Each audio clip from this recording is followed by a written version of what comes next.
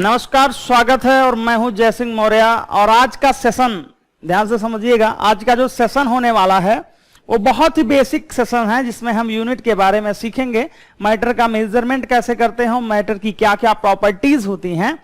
तो previous lecture में आपने देखा होगा कि कैसे हमने कैटेगराइज किया था मैटर को, फिजिकल प्रॉपर्टीज के आधार पे और केमिकल प्रॉपर्टीज के आधार पे। तो केमिकल प्रॉपर्टीज और फिजिकल प्रॉपर्टीज के बेस पे हमने दो कैटेगरी में डिवाइड किया था।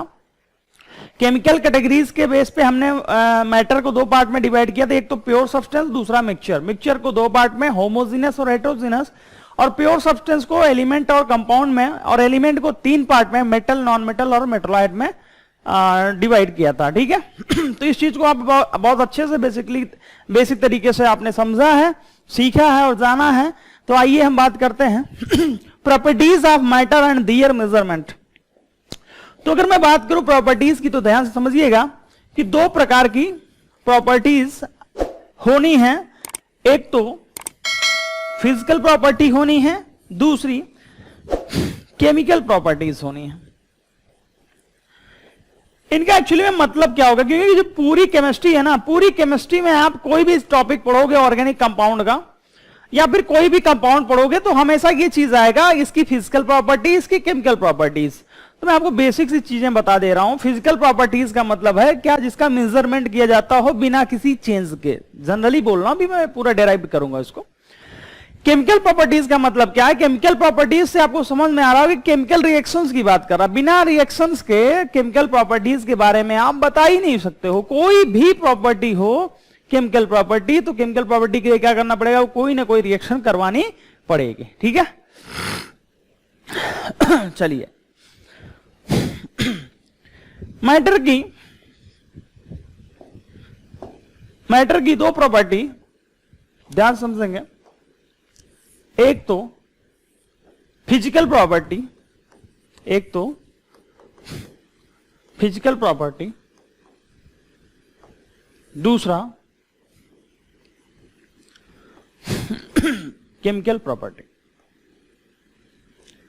देखो भैया, कोई ना कोई मैटर अगर है तो उसकी कोई ना कोई प्रॉपर्टी होगी। जैसे मैं हूं, मैं भी एक ह्यूमन बीइंग मैटर ही हूं, मैं भी मैटर ही हूं, बिल्कुल मैटर हूं। तो मेरी भी कोई ना कोई प्रॉपर्टी है। जैसे आप मुझसे पढ़ते हो तो मेरी प्रॉपर्टी क्या, मेरी तो एक प्रॉपर्टी है ना कि मैं टीचिंग करता हूं या मैं पढ़ाता हूं, तो ये मेरी एक प्रॉपर्टी है। मैं टीचर हूं, ये मेरी एक प्रॉपर्टी है। बात सुन मारिए। ऐसे हर किसी, जैसे इस मार्कर की क्या प्रॉपर्टी है, मार्कर की प्रॉपर्टी क्या है, ये राइटिंग करता है, ये लिखने के काम आता है। ये बोर्ड क्या है, इसमें लिखा जाता है। ये मोबाइल जिसपे आप वीडियो देख रहे हो, ये क्या है, वीडियो देखने के काम आ रहा है। कैमरा रिकॉर्ड होने के काम आ रहा है। तो ऐसे जितने भी मैटर्स होते हैं, उनकी एक कैरेक्टरिस्टिक प्रॉपर्टी होती है, उनकी एक फिक्स प्रॉपर्टी होती है। ठीक है। अब बात करते हैं फिजिकल प्रॉपर्टीज क्या है, केमिकल प्रॉपर्टीज क्या है। तो देखो, फिजिकल प्रॉपर्टीज क्या होता है कि किसी भी कंपाउंड के ना कंपोजिशन को बिना चेंज किए, ध्यान समझिएगा, उसके कंपोजिशन को बिना चेंज किए, बिना छेड़छाड़ किए यदि आप बता ले जाओ उस प्रॉपर्टी के बारे में, किसी भी प्रॉपर्टी के बारे में, तो सारी प्रॉपर्टीज किस कैटेगरी में आएंगे, फिजिकल प्रॉपर्टी के कैटेगरी में आएंगे। जैसे मैं बात करूं कि मैं ये येलो कलर का शर्ट पहना हूं, अगर आपने इस शर्ट की प्रॉपर्टी है ना, ये येलो कलर, बिल्कुल है भाई, इसकी एक प्रॉपर्टी है, ये टी शर्ट येलो कलर की है। यदि आपने देख के बता दिया कि ये येलो कलर की टी शर्ट है, इसका मतलब आपने इस टी शर्ट को गलाया नहीं, इस टी शर्ट को जलाया नहीं, इस टी शर्ट को किसी के साथ रिएक्ट नहीं किया, इस टी शर्ट को धुला नहीं, इस टी शर्ट को किसी और कलर के साथ मिक्स नहीं किया चेक करने के लिए। बात समझ आ रही है। तो ये सारी प्रॉपर्टीज क्या हो जाएंगी, फिजिकल प्रॉपर्टीज होंगी। जो हम ऐसे ही देख के बता सकें उसे हम क्या कहते हैं, फिजिकल प्रॉपर्टीज कहते हैं। क्या कहते हैं, फिजिकल प्रॉपर्टीज कहते हैं। क्लियर है। तो अगर आप लिखना चाहो तो फिजिकल प्रॉपर्टीज के बारे में लिख सकते हो, physical properties are those properties which can be measured और observed without changing the identity of the composition of compound या सब्सटेंस। विदाउट चेंजिंग, तो मैं एक लाइन लिख भी दे रहा हूं, विदाउट चेंजिंग ऑफ कंपोजिशन या आइडेंटिटी ऑफ सब्सटेंस। सब्सटेंस अपने पास जो है ना, सब्सटेंस मतलब मैटर, किसी भी मैटर के बारे में दे रखा होगा, किसी भी सब्सटेंस के बारे में दे रखा होगा, हम उसके कंपोजिशन को बिना छेड़छाड़ किए, मतलब बिना किसी के साथ रिएक्ट करवाए अगर हम उसकी प्रॉपर्टी के बारे में बता ले रहे हैं, इसका मतलब क्या है कि वो फिजिकल प्रॉपर्टीज है। तो पहला एग्जांपल तो आपके सामने यही होगा कि कलर क्या होगा, कलर किसी भी कंपाउंड्स का कलर, किसी भी मैटर का कलर। अभी मैं मैटर की बात करूं क्योंकि अपन प्रॉपर्टी किसकी पढ़ रहे हैं, मैटर की प्रॉपर्टी पढ़ रहे हैं, क्लियर है। तो किसी भी मैटर की जो प्रॉपर्टी होगी ना, वो क्या होगा, हम देख के बता लेंगे। जैसे मैं बोलूं कि ये मार्कर किस कलर का है, तो आप बोलोगे कि सर कि ये व्हाइट और जैसा क्या बोलते हैं धुंधला, चलो ठीक है। जैसे मैं आपसे बोलूं ये रुमाल किस कलर का है, तो व्हाइट कलर का है। ये टी शर्ट येलो कलर का, ये ब्लैक कलर का। तो ये जो कलर हम बताते हैं ना, ये फिजिकल प्रॉपर्टीज में आता है। किसमें आता है, फिजिकल प्रॉपर्टीज में आता है ऑर्डर में तो सुगंध, खुशबू, किसी चीज को हम ना सूंघ के बताते हैं। ये जो सुगंध वाली कैटेगरी होती है, ये भी किसमें आती है, ये भी फिजिकल प्रॉपर्टीज में आती है। किसमें आती है, फिजिकल प्रॉपर्टीज में आती है, क्लियर है। ऐसे ही बॉइलिंग पॉइंट हो गया या फिर मेल्टिंग पॉइंट हो गया, इनकी प्रॉपर्टीज ना फिक्स होती हैं। जैसे हमारे पास वाटर है ना, जैसे मैं एग्जांपल में बात करूं किसकी बात कर रहा हूं, जैसे मैं बात कर रहा हूं वाटर की, तो वाटर की एक फिक्स प्रॉपर्टी है कि 0 डिग्री सेंटीग्रेड पे फ्रीज होता है। किस पे फ्रीज होगा, 0 डिग्री सेंटीग्रेड पे फ्रीज होगा। 0 डिग्री सेंटीग्रेड का मतलब क्या हो गया, 273 केल्विन, 273 केल्विन, जिसे एग्जैक्टली 273.15 केल्विन बोलते हैं। बट मैं केमिस्ट्री में हमेशा ये यूज करूंगा, आप भी यही यूज करूंगा, ये मेरा सजेशन है। लेकिन 100 डिग्री सेंटीग्रेड की बात की जाए तो इसका फिक्स है कि इस पे ये बॉईल होगा। क्या होगा, बॉईल होगा। और जिस टेम्परेचर पे बॉईल होगा उसे हम क्या बोलेंगे, बॉइलिंग पॉइंट बोलेंगे। क्या बोलेंगे, बॉइलिंग पॉइंट बोलेंगे। बॉइलिंग पॉइंट की डिफिनीशन आप क्लास 12 के चैप्टर नंबर 2 सॉल्यूशन में पढ़ोगे कि बॉइलिंग पॉइंट क्या होता है। बॉइलिंग पॉइंट किसी लिक्विड की एक फिक्स आइडेंटिटी होती है, फिक्स प्रॉपर्टी होती है। वहां पे वो डिफाइन किससे होता है, वेपर प्रेशर से डिफाइन होता है। तो उसके बारे में नहीं, बस अभी मैं जानकारी के लिए बता रहा हूं कि जिसपे बॉईल हो रहा है वो बॉइलिंग पॉइंट है, जिसपे क्या हो जा रहा है, मेल्ट हो जा रहा है या फ्रीज हो जा रहा है, तो उसे क्या बोलेंगे, फ्रीजिंग पॉइंट या मेल्टिंग पॉइंट। क्लियर है बात, क्लियर है। तो ये चीज समझ में आया होगा कि colour, order, melting point, boiling point, ये सभी कैसे होते हैं, ये सभी कैसे हैं। अरे भाई कैसे हैं, बोलो ना कैसे हैं, फिजिकल प्रॉपर्टीज हैं, फिजिकल प्रॉपर्टीज हैं। जैसे डेंसिटी ले लो क्या कर लो, डेंसिटी ले लो, तो डेंसिटी भी क्या होगी, फिजिकल प्रॉपर्टी होगी। क्यों, क्योंकि डेंसिटी के लिए कुछ करना थोड़ी ना, उसका मास डिवाइडेड बाय वॉल्यूम। भाई डेंसिटी का फॉर्मूला क्या होता है, अभी मैं आगे बताया हूं, बताऊंगा वीडियो में, क्या हो जाएगा, मास अपॉन वॉल्यूम हो जाएगा।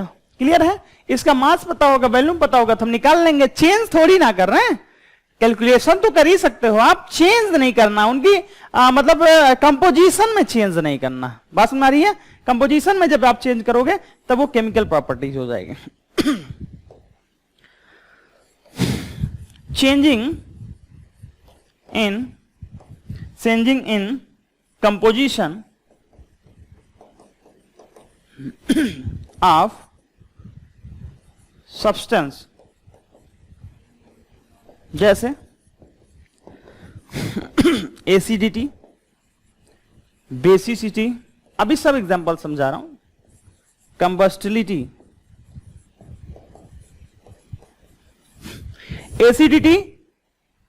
एसिडिटी समझते हैं किसकी प्रॉपर्टी, एसिड की, ना बेस की है। आपने कहा ऐसे कैसे, एसिड से जुड़ा, बताऊंगा मैं इस चीज को बहुत विधिवत तरीके से बताऊंगा।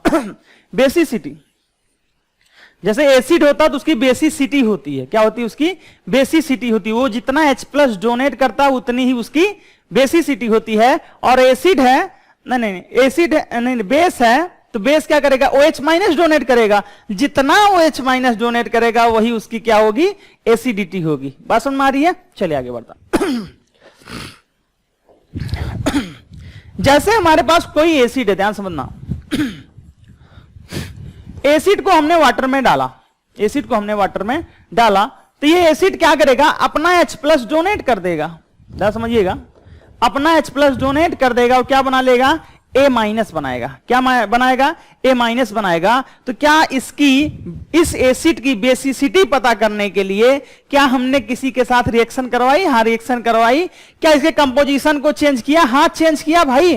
पहले एसिड हमने HA माना था, मान ले रहा हूं वो एसिड HA है, अब वो एसिड कैसा हो गया है? H प्लस और A माइनस में टूट गया है। किसमें टूट गया है?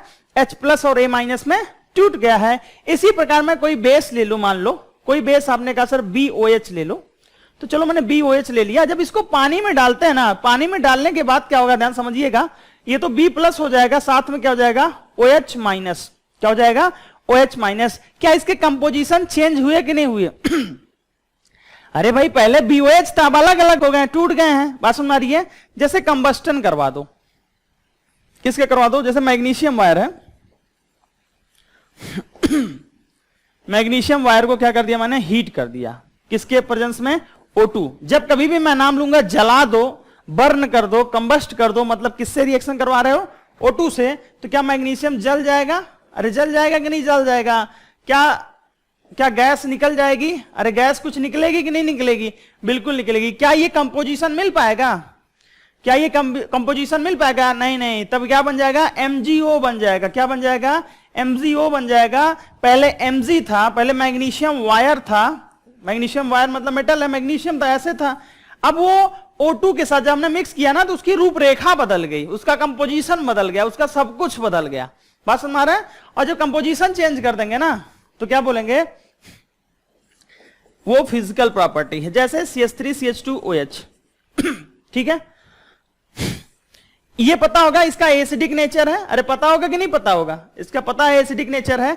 अब इसी को मैं चेंज कर दूं, ध्यान समझना, इसका मैं एक H रिप्लेस कर दे रहा हूं, CH3CH2, यहां Cl लगा दे रहा हूं, और ये OH हो गया। क्या इनके कंपोजिशन को चेंज किया कि नहीं चेंज किया? क्या इनकी एसिडिटी बदलेगी कि नहीं बदलेगी? बिल्कुल, एसिडिटी इनकी क्या हो जाएगी? इनका जो एसिडिक स्ट्रेंथ होगा, वो क्या हो जाएगा? डिफरेंट हो जाएगा। भाई इसकी एसिडिक नेचर अलग होगा, इसका एसिडिक नेचर अलग होगा। अरे समझे कि नहीं समझे? समझ रहे हो ना बात को? कंपोजिशन चेंज करेंगे तो उसे हम क्या बोलेंगे? केमिकल प्रॉपर्टीज बोलेंगे। ठीक है, चल आगे। अगर मैं बात करूं मेजरमेंट की, तो ध्यान समझिएगा, अगला टॉपिक जो होने वाला है उसे मैं बात करूं तो मेजरमेंट ऑफ प्रॉपर्टीज। क्या है?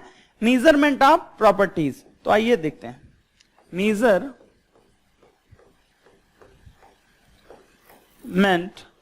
Of properties, measurement of properties. तो ध्यान से समझिएगा, बेसिकली मुझे SI यूनिट पढ़नी है, इंटरनेशनल यूनिट ऑफ सिस्टम, जिसे हम सिस्टमी इंटरनेशनल बोलते हैं फ्रेंच लैंग्वेज में, इसीलिए उसे हम SI बोलते हैं। बट अब मेजरमेंट की जरूरत क्यों पड़ती, पहले इसको समझिएगा। जैसे मैं मार्केट गया मैंने मार्केट गया, अब मुझे चीनी लाना, क्या लाना है? चीनी लाना है। क्या लाना है? चीनी लाना है। मैं घर में आके बोलता हूं कि मैं 10 चीनी लाया हूं। क्या लाया हूं? 10 चीनी लाया हूं। तो घर वाले गुस्सा होंगे और बार बार हमसे पूछेंगे कि बताओ क्या लाए हो, कितना चीनी लाए हो। तो मैं बोलूंगा 5 चीनी लाया हूं या 10 चीनी लाया हूं, तो गुस्सा होंगे, क्योंकि मैं अपना कंप्लीट वर्ड नहीं बोल रहा हूं। मुझे अगर किसी का मेजरमेंट कर रहे हो तो 2 यूनिट इंपॉर्टेंट होती है, ध्यान समझिएगा, 2 चीजें इंपॉर्टेंट होती हैं। एक तो न्यूमेरिक वैल्यू इंपॉर्टेंट होती है, दूसरी यूनिट मतलब जिसमें आप माप रहे हो। जैसे मैंने कहा कि मैं 10 किलोग्राम चीनी लाया हूं, तब सभी को समझ में आएगा कि मैं एक्चुअली में कितना चीनी लाया हूं।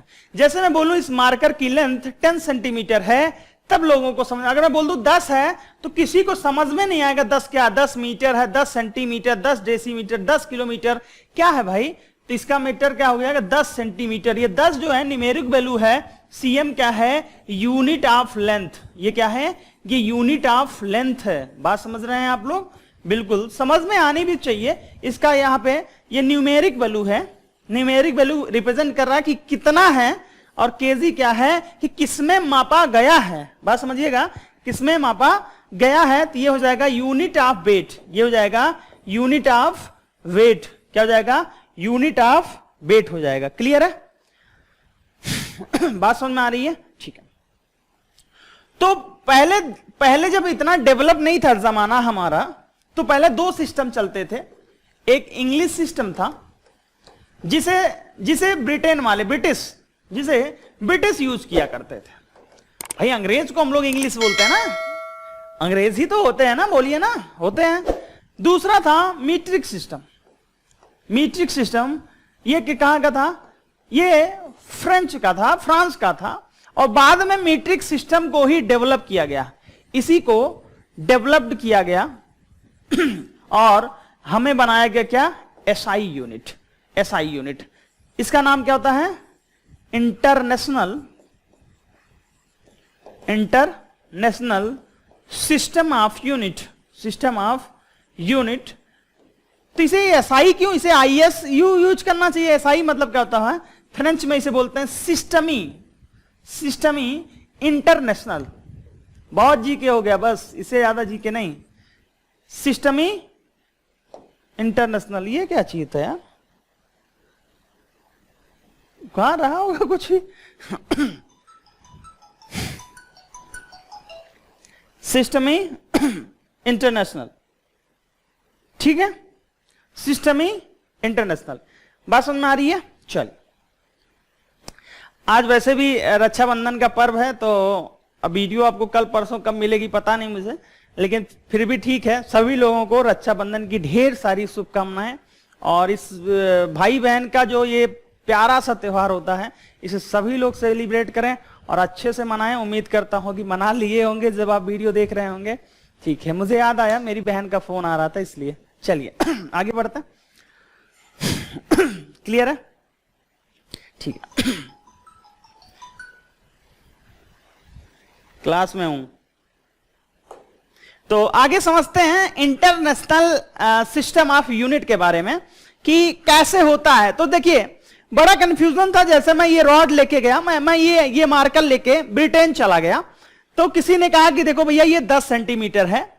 मैं कहीं और चला गया तो उसने कहा भैया ये देखो x सेंटीमीटर, कुछ भी वो बोल दे कि नहीं मीटर में है, किसी ने बोल दिया किलोमीटर में है।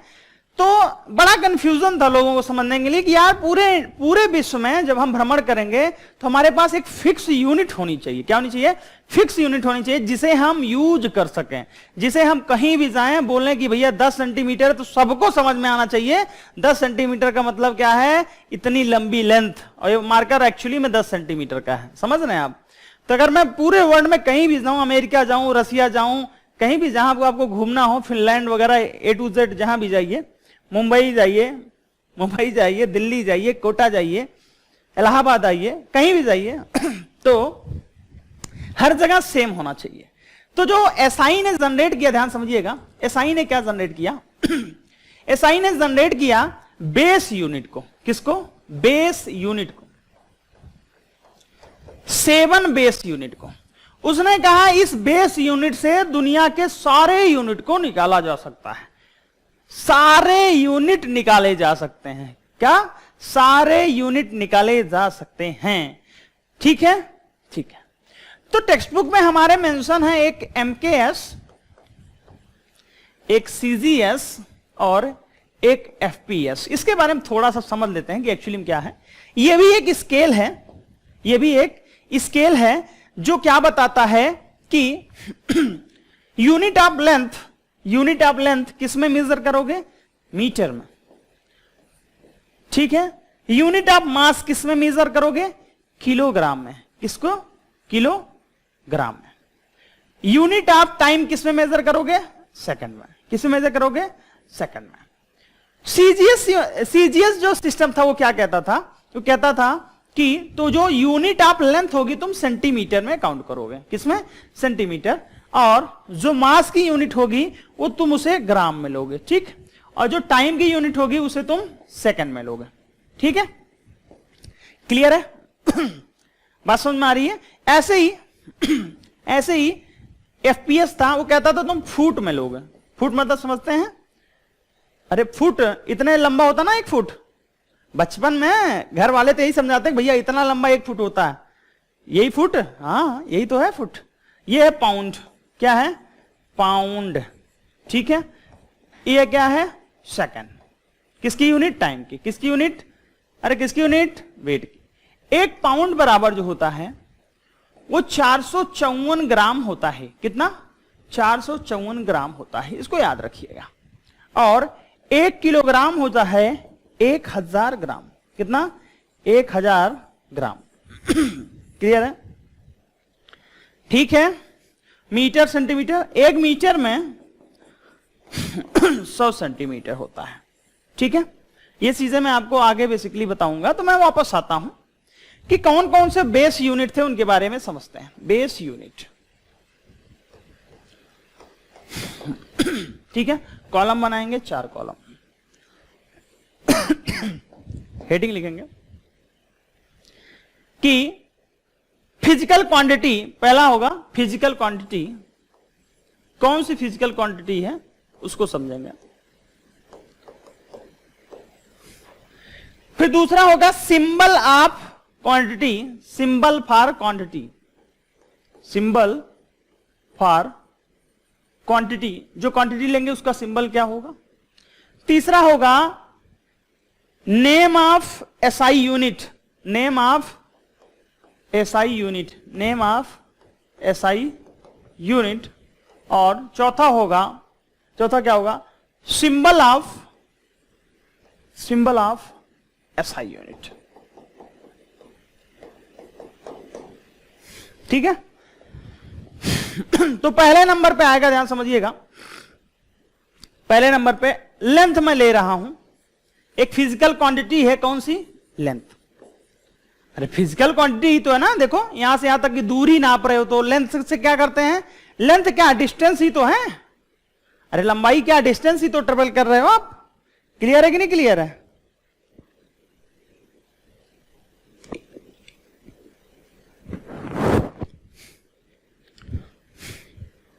चलिए, लेंथ, इसका सिंबल होता है एल। ठीक, इसकी एसआई यूनिट होती है क्या? मीटर। क्या होती है? मीटर। क्या होती है? मीटर। और इसे स्मॉल एम से रिप्रेजेंट करता है। क्या होती है? स्मॉल एम से रिप्रेजेंट करता है। दूसरा है मास। दूसरी फिजिकल क्वांटिटी क्या है? मास। और मास को हम स्मॉल एम से रिप्रेजेंट करते हैं। किससे? स्मॉल एम से रिप्रेजेंट करते हैं। और इसकी यूनिट क्या होती है? किलोग्राम। क्या होती है? किलोग्राम। और किलोग्राम को हम किस में रिप्रेजेंट करते हैं? केजी में। किस में? केजी में। ठीक है। तीसरी है, तीसरी यूनिट की बात की जाए तो वो है टाइम। क्या है? टाइम। क्या है? टाइम, जिसे हम स्मॉल टी से रिप्रेजेंट करते हैं। और इसकी यूनिट होती है सेकंड। और इसे छोटे एस से रिप्रेजेंट करते हैं। ठीक, छोटे एस से रिप्रेजेंट करते हैं। क्लियर बात? जो फोर्थ पॉइंट है, फोर्थ पॉइंट की बात की जाए तो ध्यान समझिएगा। फोर्थ पॉइंट इलेक्ट्रिक करंट का होता। क्या? Electric current. क्या होता है? Electric current. और इलेक्ट्रिक करंट को कैसे रिप्रेजेंट करते हैं? आपने पढ़ा होगा क्लास 10th में, आई से, कैपिटल आई से। और इसकी यूनिट भी आपने पढ़ी होगी एम्पियर। क्या? एम्पियर। क्या होती है? एम्पियर। अगर आपसे कोई पूछे कि एम्पियर को कैसे रिप्रेजेंट करते हैं तो आपने देखा होगा कैपिटल ए से रिप्रेजेंट किया जाता है। किससे? कैपिटल ए से। तो ये आपको यूनिट ना एक बार देख लेना है। क्या करना है? एक बार देख लेना है। ठीक है। नेक्स्ट है पांचवा, थर्मोडायनेमिक टेम्परेचर। थर्मोडायनेमिक टेम्परेचर, इसको कैपिटल टी से रिप्रेजेंट करते हैं। इसके लिए केल्विन होता है। क्या होता है?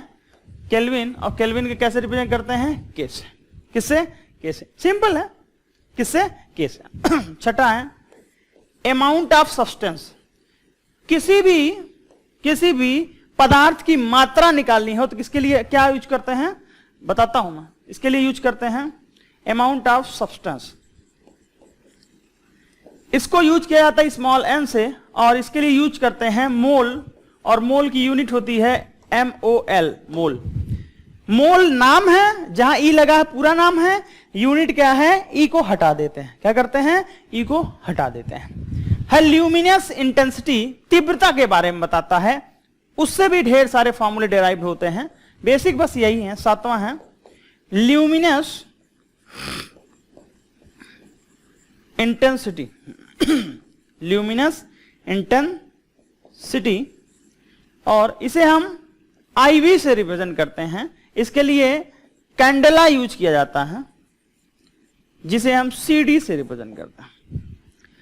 तो ये 7 बेस यूनिट हैं जिनके आधार पे हम क्या करते हैं, ढेर सारा, ध्यान समझिएगा, ढेर सारा यूनिट जनरेट करते हैं। जिनके बेस पे हम क्या करते हैं, ढेर सारा यूनिट जनरेट करते हैं। आपने जैसे कहा, ध्यान समझिएगा,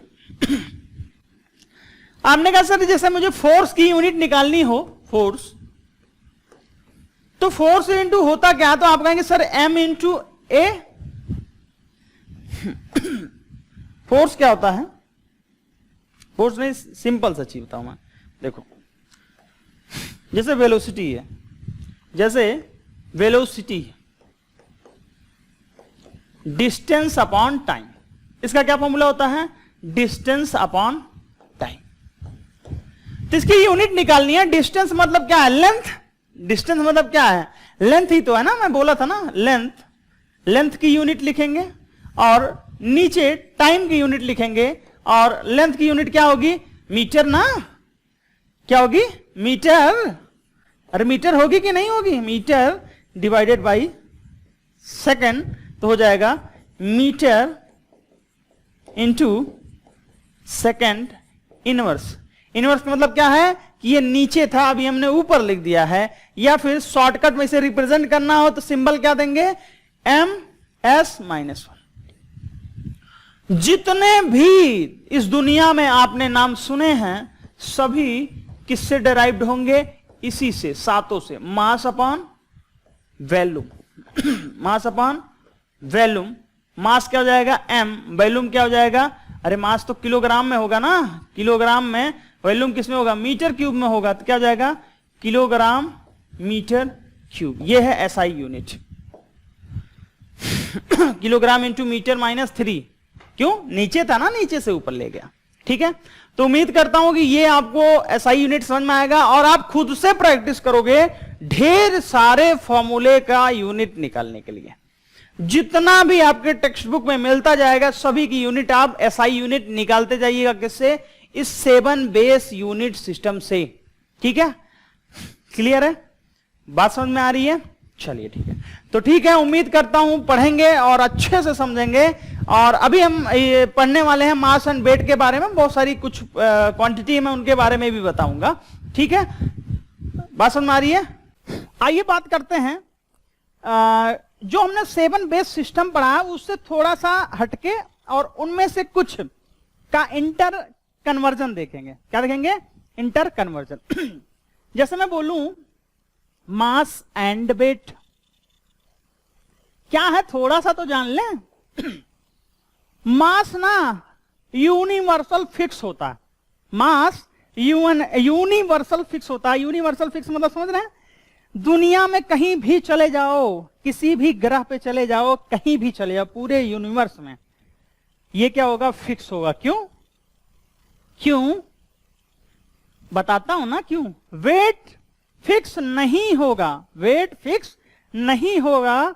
अगर वेट को उठा के एक से दूसरी जगह पे रख दिया जाए, ध्यान समझिएगा, एक से दूसरी जगह पे उठा के रख दिया जाए तो बदल जाएगा, लेकिन मास नहीं बदलेगा। देखिएगा क्यों, जो वेट होता है वो मास इंटू जी होता है। जी जी जी जी मतलब समझते हैं, ग्रेविटेशन वाला, ग्रेविटेशन वाला जी। अरे समझे कि नहीं समझे, 9.8 मीटर पर सेकंड स्क्वायर वाला जी। हाँ हाँ यही जी। ये हाइट के साथ चेंज होता, ये हाइट के साथ चेंज होता रहता, ऊपर नीचे करने पे ये चेंज होगा। तो वेट भी चेंज होगा कि नहीं होगा। क्या मास में कोई चेंज आएगा, नहीं नहीं, मास में चेंज हो ही नहीं सकता। अगर इसका मास अगर इसका मास मैं बोल दूं कि 10 ग्राम है, एक्चुअली में वेट क्या होता है, वो ग्रेविटी के कारण, ग्रेविटी के द्वारा जो एक्सर्टेड फोर्स होता है वो शो करता है। मास तो स्वयं मास है, मास में कोई चेंजेस नहीं होगा। ये क्या होता है, वेट क्या होता है, exerted force exerted force by gravity। मतलब ये पृथ्वी है, ध्यान समझना, ये पृथ्वी है गोला सा, और एक ब्लॉक हमने यहां रखा हुआ है, ध्यान समझना, एक ब्लॉक हमने यहां रखा है, एक ब्लॉक इससे 1000 किलोमीटर दूरी पे मैंने रख दिया है यहां पे, सेम ब्लॉक है। अब बताओ किसका वेट ज्यादा होगा? क्या इन दोनों का वेट सेम होगा? नहीं होगा, इन दोनों का वेट सेम बिल्कुल नहीं होगा। क्या मास सेम होगा? अरे मास तो सेम होगा ना, मास को कोई फर्क नहीं पड़ता कि आप कोई भी प्लेस चेंज कर दो उसका, किसी भी जगह से किसी भी जगह पे ले जाओ, उसका मास बिल्कुल चेंज नहीं होगा, उस बॉडी का मास चेंज नहीं होगा, लेकिन वेट चेंज हो जाएगा। जैसे जैसे हम जब चांद पे जाते हैं, ध्यान समझिएगा, चांद गए कभी, जाइएगा कभी, पढ़िए अच्छे से और एरोस्पेस से इंजीनियरिंग करिए और रिसर्च करिए और चांद पे जाइए, ठीक। तो चांद पे जब हम जाते हैं तो आपने वीडियो देखा होगा, लोग ऐसे उड़ते रहते हैं, क्यों?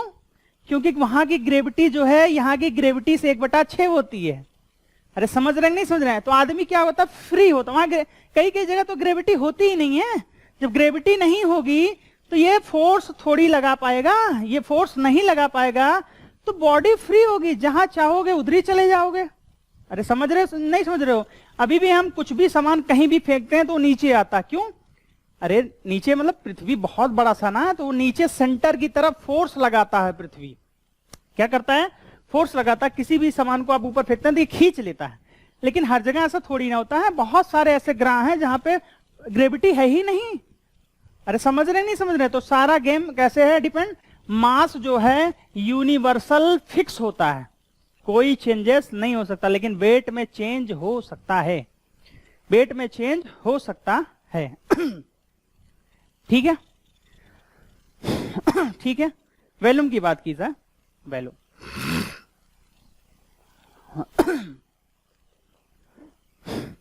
क्या वॉल्यूम सॉलिड का चेंज हो सकता है? बिल्कुल।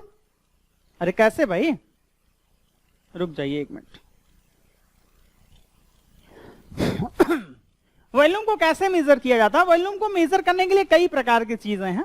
जैसे आपने कोई भी फ्लास्क ले लिया, ये इसमें डाल दिया, मान लीजिए ये 5 लीटर का था, पूरा भर दिया तो हमने बता दिया 5 लीटर। 10 लीटर ले लीजिए तो आपने कहा ये 10 लीटर। ये तो समझने वाली बात है। हम इंटर कन्वर्जन पे फोकस करते हैं कि एक्चुअली में होता क्या, ध्यान समझिएगा।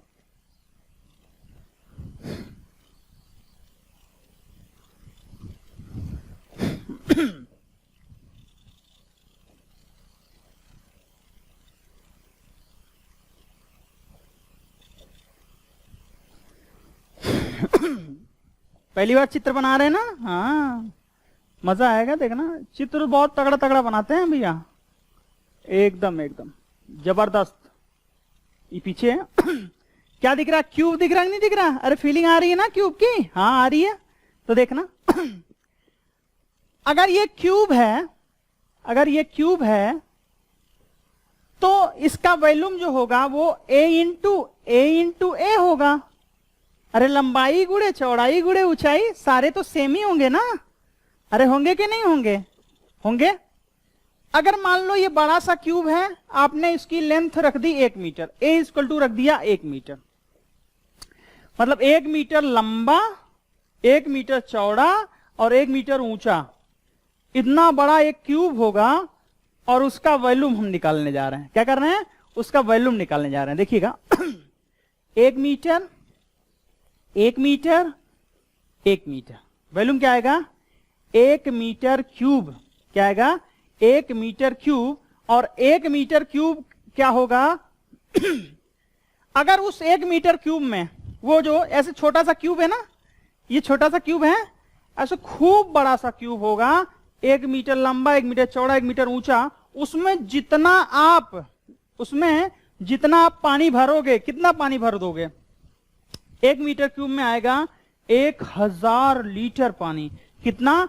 1000 लीटर पानी आएगा। बहुत बड़ा, समझ रहे नहीं समझ रहे? इतना बड़ा होगा। अरे 1 मीटर लंबा, 1 मीटर चौड़ा, 1 मीटर ऊंचा क्यूब जो होगा उसका वॉल्यूम कितना होगा? 1000 लीटर होगा। मैं मान ले रहा हूं ये छोटा सा क्यूब है, और छोटा सा क्यूब देखो, छोटे से क्यूब में भी एक छोटा सा क्यूब दिख रहा, कॉर्नर पे दिखा कि नहीं दिखा? इसकी लेंथ 1 सेंटीमीटर, 1 सेंटीमीटर लंबा, 1 सेंटीमीटर चौड़ा, 1 सेंटीमीटर ऊंचा। अरे समझे कि नहीं समझे? इस छोटे से क्यूब में ये वाला क्यूब, अरे समझ रहे कि नहीं समझ रहे? ये वाला देखिए ना, ये वाला जो मैंने अलग कर लिया है, ये वाला क्यूब नहीं दिख रहा अलग से? एक छोटा सा क्यूब है, मैं यहां एक और चित्र बना दे रहा हूं।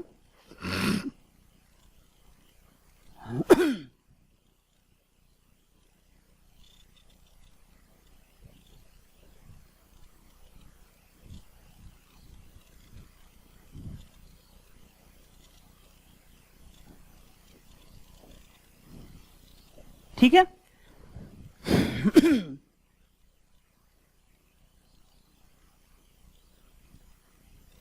ये एक छोटा सा क्यूब है, मैंने बोला छोटा सा दिख रहा, इसकी जो एज लेंथ है मैंने 1 सेंटीमीटर रख दिया। अब इसका वॉल्यूम निकालोगे तो क्या आएगा? 1 सेंटीमीटर, 1 सेंटीमीटर, 1 सेंटीमीटर, तो इसका वॉल्यूम कितना हो जाएगा? 1 सेंटीमीटर क्यूब। और इतने छोटे से क्यूब में कितना पानी होगा? 1 लीटर होगा क्या? नहीं नहीं नहीं, 1 लीटर थोड़ी ना होगा। कितना होगा? 1 मिलीलीटर होगा। कितना होगा? 1 मिलीलीटर। याद करने का तरीका है, बड़ा है तो 1000 लीटर। अरे समझे कि नहीं समझे? कितना आ जाएगा? V = हो जाएगा 1 ml। क्या हो जाएगा? 1 ml हो जाएगा। तो आपने कहा सर 2 रिलेशन तो मिल गए हमको, कैसे मिले देखना। अरे कितना मिला? 1 मीटर क्यूब बराबर होता है 10 के पावर 3 लीटर। 10 के पावर 3 मतलब समझते हैं बेटा? अरे 1000 ना। यहां पे क्या मिला हमको? 1 सेंटीमीटर क्यूब बराबर 1 मिलीलीटर। क्या हो गया? 1 सेंटीमीटर क्यूब बराबर 1 लीटर। क्लियर है? क्लियर है कि नहीं क्लियर है? क्लियर है ना? अच्छा अच्छा, तो ऐसे ही एक चीज और जानिएगा, 1 डेसीमीटर बराबर होता है 10 सेंटीमीटर। कितना? 10 सेंटीमीटर। कितना? 10 सेंटीमीटर। अब सोचो कि अगर इसकी लंबाई मैं 10 सेंटीमीटर रख दूं, इसकी चौड़ाई मैं 10 सेंटीमीटर रख दूं, और इसकी ऊंचाई भी मैं 10 सेंटीमीटर रख दूं, ठीक है? तो इसका वॉल्यूम निकालोगे तो कितना आएगा? वॉल्यूम निकालेंगे 10 centimetre into 10 centimetre into 10 centimetre. अरे होगा कि नहीं होगा? तुमने कहा sir 10 centimetre into 10 centimetre into 10 centimetre, क्या 1 डेसीमीटर क्यूब होगा कि नहीं होगा? अरे भाई V = 1 decimetre into 1 decimetre into 1 decimetre होगा कि नहीं होगा? क्या ये 1000 सेंटीमीटर क्यूब आएगा? क्या ये 1 डेसीमीटर क्यूब आएगा? अरे आएगा कि नहीं आएगा? आएगा ना? नहीं समझे? अरे समझे कि नहीं समझे? नहीं समझे? मजा नहीं आ रहा? इधर देखो, इधर देखो, ये इधर देखो। तो क्या 1 डेसीमीटर क्यूब बराबर 1000 सेंटीमीटर क्यूब होगा कि नहीं होगा? अरे होगा कि नहीं होगा यार? बोलो तो। अरे बोलो ना, वही तो कंप्लीट करके लिखा हूं। तो यहां से क्या निकल के आया? 1 डेसीमीटर क्यूब बराबर 1000 मिलीलीटर। अरे क्या आया? 1000 मिलीलीटर आया। तो क्या 1 डेसीमीटर क्यूब बराबर क्या 1 लीटर होगा कि नहीं होगा? आप बताइए, 1 लीटर होगा कि नहीं होगा? एकदम इत्मीनान से, सोच समझ के।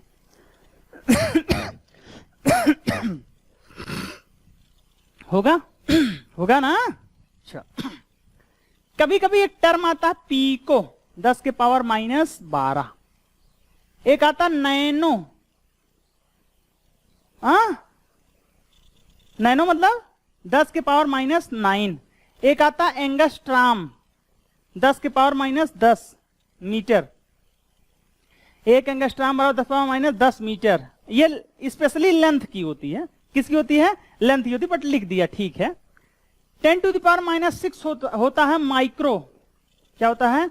माइक्रो। 10⁻³ होता है मिली। क्या होता है? मिली। और 10⁻² होता है डेसी। सेंटी होता है, डेसी होता है? सेंटी। 10⁻⁻1 होता है डेसी। क्या ये चीज क्लियर है आप लोगों को? अरे है ना? अरे है कि नहीं है? 10 होता है डे का। क्या होता है? डे का। 10 पावर 2 होता है हेक्टा। अरे होता नहीं है? 10 के पावर 3 होता है किलो। क्या होता है? किलो। क्या होता है? किलो। अरे समझे कि नहीं समझे? 10 के पावर 6 क्या होगा? अरे 10 की पावर 6 क्या होगा, माइक्रो बोलते हैं ना उसको, 10 के पावर 6 को मेगा बोलते हैं, क्या बोलते हैं, मेगा, क्या बोलते हैं, मेगा। तो इंपॉर्टेंट क्या है, 2-3 इंपॉर्टेंट है, याद कर लीजिएगा, बाकी याद हो चाहे ना हो कोई दिक्कत नहीं है। अब कहेंगे मतलब, अरे देखो 1 नैनोमीटर बराबर कितना, 10 के पावर -9 मीटर। अरे समझे कि नहीं समझे? आपने कहा सर 1 मिलीग्राम बराबर कितना, अरे मिली कहाँ है भैया, 1 मिलीग्राम बराबर कितना, 10 के पावर -3 ग्राम। अरे समझे कि नहीं समझे? समझे ना, मिली का मतलब है 10 पावर -3, समझे? डेंसिटी, डेंसिटी की बात की जाए तो डेंसिटी होगा मास अपॉन वॉल्यूम। अब तुमने कहा यूनिट बता दो सर, तुमने कहा देखो unit of mass in SI, ओहो international system of unit, unit of volume in SI. अभी तो हमने पढ़ा ना एसआई के बारे में, पढ़ा कि नहीं पढ़ा, क्या पढ़ा? अरे अरे वॉल्यूम, अच्छा तुमने कहा सर वॉल्यूम तो बता दो। वॉल्यूम देखो, वॉल्यूम क्या होगा, ए इंटू ए। अरे ऐसे ही ना होगा कुछ, तुमने कहा सर ए क्यों, हमने कहा क्यूब मान लो, तो वॉल्यूम क्या होगा, वॉल्यूम की एसआई यूनिट होती मीटर क्यूब। क्यों? अरे यार लेंथ की एसआई यूनिट अगर मीटर है तो मीटर गुड़े मीटर गुड़े मीटर क्या होगा, मीटर क्यूब नहीं होगा? अरे होगा ना, तो मास हो जाएगा किलोग्राम और ये हो जाएगा मीटर क्यूब, तो यूनिट आ जाएगी क्या किलोग्राम मीटर -3। या फिर अगर सीजीएस की बात करोगे, सीजीएस सेंटीग्राम, तो तुम कहोगे सर ग्राम पर सेंटीमीटर क्यूब या ग्राम पर सेंटीमीटर क्यूब को एमएल भी तो लिख सकते हैं, या ग्राम पर एमएल, तो यहां जाएगा ग्राम पर सेंटीमीटर क्यूब या फिर ग्राम पर एमएल। देखो मजा आया कि नहीं आया? किसी की निकाल लोगे कि नहीं? जैसे तुमसे कोई कहते सर नहीं मुझे तो वेलोसिटी चाहिए, क्या चाहिए, मुझे तो वेलोसिटी चाहिए, तो वेलोसिटी क्या होगी, distance upon time, distance upon time. Distance क्या, और लेंथ है कि नहीं है ना, टाइम क्या है, समय है कि नहीं है, सेकंड है ना, मीटर पर सेकंड। अरे समझे कि नहीं समझे? सारी यूनिट डेराइव्ड हो जाएंगे इससे, हल्के में मत लियो। समझे कि नहीं समझे भैया? हाँ टेम्परेचर क्या होगा, टेम्परेचर, इसका मैं एक शॉर्टकट तरीका बताता हूं, ध्यान से देखिएगा, देखेंगे। हाँ बुक में जो लिखा सही है, मैं तो थोड़ा सा आपकी मदद करने आया हूं ना। F-32/5 बराबर C/9 इक्वल टू K-273/9। अब आप कहेंगे सर हम तो ये तो जानते नहीं, हम तो 5F जानते ही नहीं है। F-32 बटे थोड़ा सा F-32/9 बराबर C/5 बराबर K-273/5। ये तीनों का रिलेशन है, ये तीनों का रिलेशन, 3 मतलब डिग्री फ़ारेनहाइट, समझे, डिग्री सेंटीग्रेड, डिग्री केल्विन। अरे समझे कि नहीं समझे यार? समझ गए ना?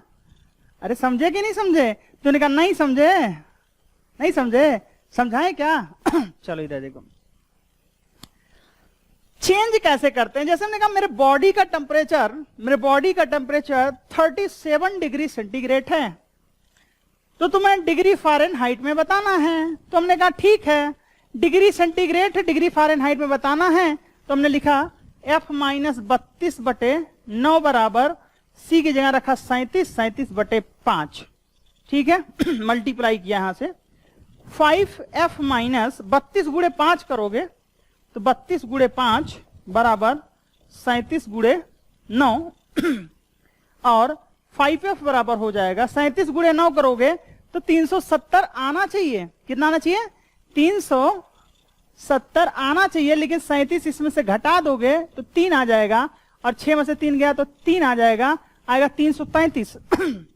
333 प्लस 5 3 15, 5 दूनी 10, 160, कितना 160, तो 5f बराबर हो जाएगा, इसको जोड़ोगे तो 4 6 3 9 493, तो f बराबर क्या हो जाएगा 493 भागे 5, और इसको जब काटेंगे तो 98.6 डिग्री फ़ारेनहाइट आएगा, 98.6 डिग्री फ़ारेनहाइट आएगा।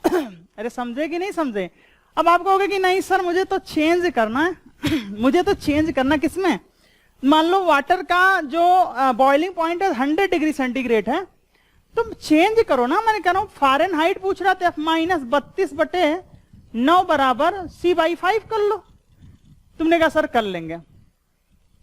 हमने कहा टेम्परेचर दे रखा है 200 डिग्री सेंटीग्रेड, चेंज करना केल्विन में। तुमने कहा कैसे करेंगे? देखो तो जरा, C/5 बराबर K-273/5, इसको उड़ा दो आएगा C बराबर K-273, तो K बराबर क्या हो जाएगा C + 273। आज के बाद कभी भी आपसे कोई सेंटीग्रेड देके केल्विन पूछे तो क्या करना भैया? 273 जोड़ देना है। तुमने कहा 27 डिग्री सेंटीग्रेड, तो क्या हो जाएगा केल्विन में? 27 + 273 कितना भैया? 300। कितना? अरे 300 होगा कि नहीं होगा यार? अरे समझे कि नहीं समझे भैया? नहीं समझे? किसी ने कहा 37 डिग्री सेंटीग्रेड हो तो का के बराबर हो जाएगा 37 + 273 हो जाएगा 310 केल्विन। तो बॉडी का टेम्परेचर 37 डिग्री सेंटीग्रेड किस पे होता है? किस पे स्केल किस पे होता है? सेल्सियस स्केल पे होता है। किस पे होता है? सेल्सियस स्केल पे होता है। ठीक है, तो ये तो बेसिक जानकारी थी। अब यहां से शुरू होगा मोल कॉन्सेप्ट। अब यहां से शुरू होगा mole concept, law of chemical combination. मैं इसके बारे में आपको बता दूं। यहां से हम एक्चुअल में रिएक्शन के बारे में, मोल के बारे में सीखेंगे, और इनको एकदम line to line theory revise करवाते चलूंगा, और ट्रिक के साथ कैसे पहचानेंगे कि किसमें कौन सा लॉ लगेगा, किसमें लॉ ऑफ मास एक्शन लगेगा, सॉरी किसमें लॉ ऑफ मास कंजर्वेशन लगेगा, किसमें प्राउड्स का लॉ लगेगा, किसमें डिफिनिट प्रोपोर्शन लॉ लगेगा, किसमें मल्टीपल प्रोपोर्शन लॉ लगेगा, और किसमें अवोगाड्रो का लॉ लगेगा, किसमें गैसियस लॉ लगेगा, हम सब पढ़ेंगे। ठीक है, तो अगला आने वाला सेशन बहुत ही जबरदस्त होने वाला है। और अगर आपको फ्रेंडशिप करनी है हमसे, तो मैंने बताया आपको क्या करना है, वीडियो को लाइक, सब्सक्राइब और क्या करते रहना है, दोस्तों में शेयर भी करना है। ठीक है, अरे समझ रहे हैं कि नहीं समझ रहे हैं? ठीक है, तो ठीक है फिर, थैंक यू, शुक्रिया, पढ़ते रहिए, मस्त रहिए, फिर मुलाकात होगी नेक्स्ट सेशन में। तब तक के लिए ओके बाय।